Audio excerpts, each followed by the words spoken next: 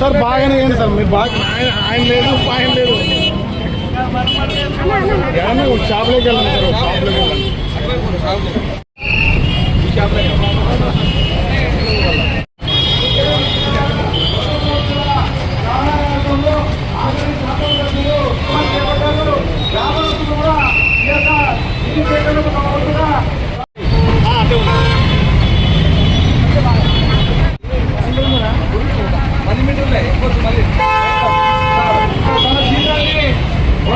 కోసం కేటాయించడం జరిగింది. అదేవిధంగా అట్లా ముందు డాక్టర్ కె గారు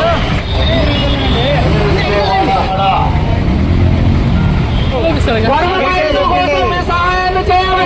వచ్చిన వరద బాధితులకు మీ సహాయం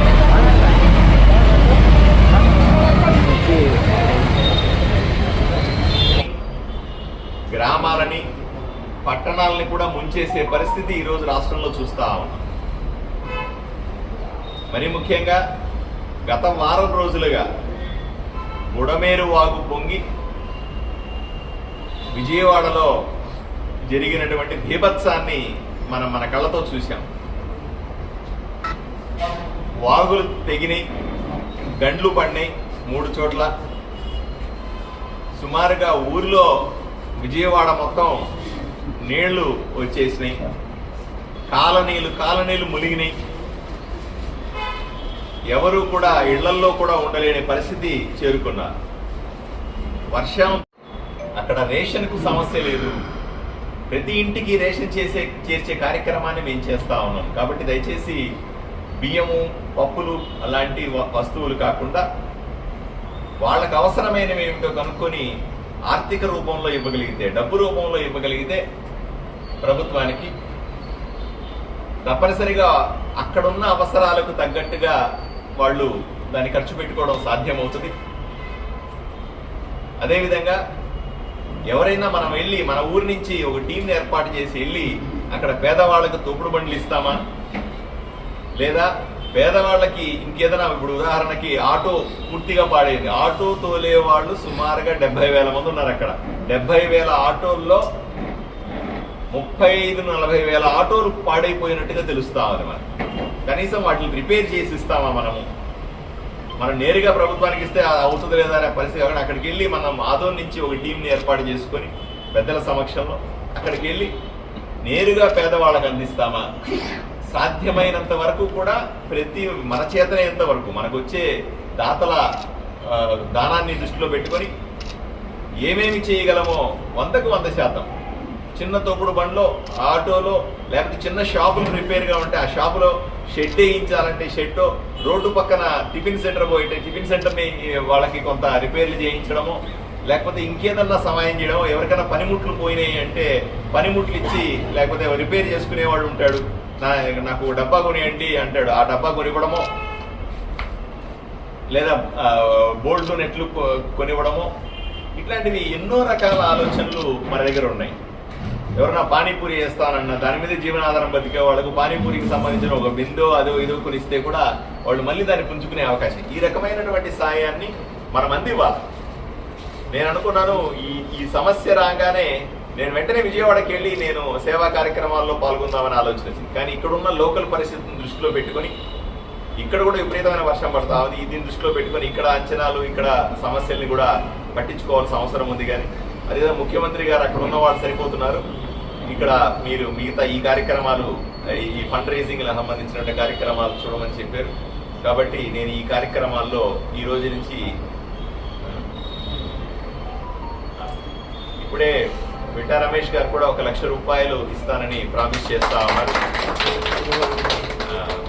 చిన్న బసప్ప 25,000 అంటున్నారు. ఇట్లాగా ప్రతి ఊరిలో కూడా, ప్రతి ఊరు కూడా బాధ్యత తీసుకోండి.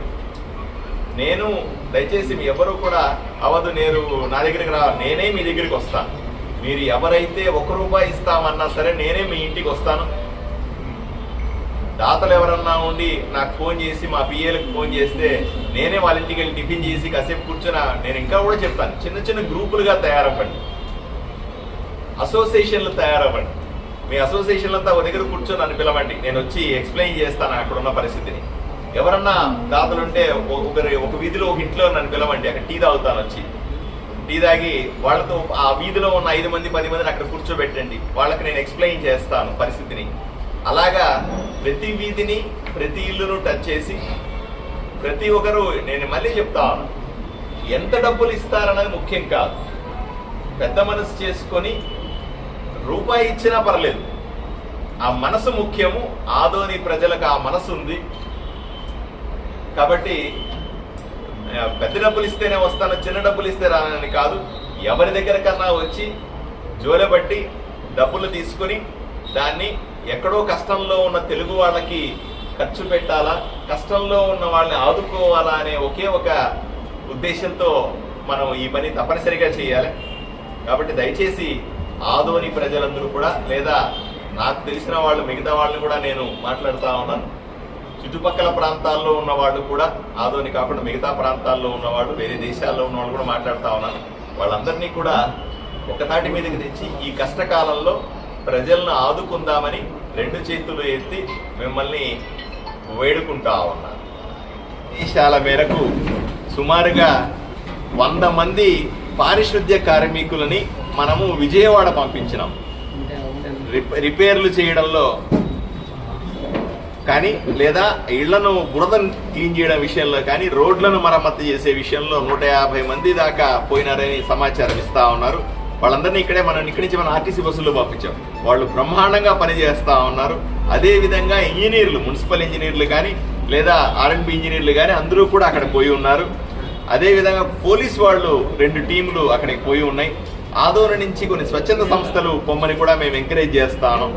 అక్కడికి వెళ్ళి ప్రజలకు మానవతా దృక్పథంతో సేవ చేస్తున్నటువంటి ప్రతి ఉద్యోగికి ఆదోని ప్రజల తరఫున నేను ధన్యవాదాలు తెలుపుకుంటా ఉన్నాను, చేతులెత్తి మొక్కుతా ఉన్నాను. మీరు చేస్తున్న సేవ చాలా గొప్పది.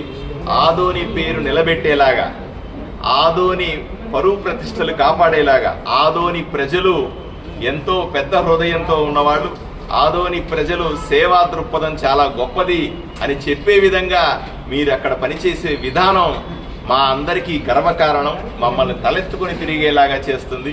మీరు వచ్చిన వెంటనే మీ అందరికీ సన్మానాలను ఏర్పాటు చేసి ఊరి తరఫున మీ కృతజ్ఞతలు తెలిపే కార్యక్రమాన్ని కూడా చేస్తాం.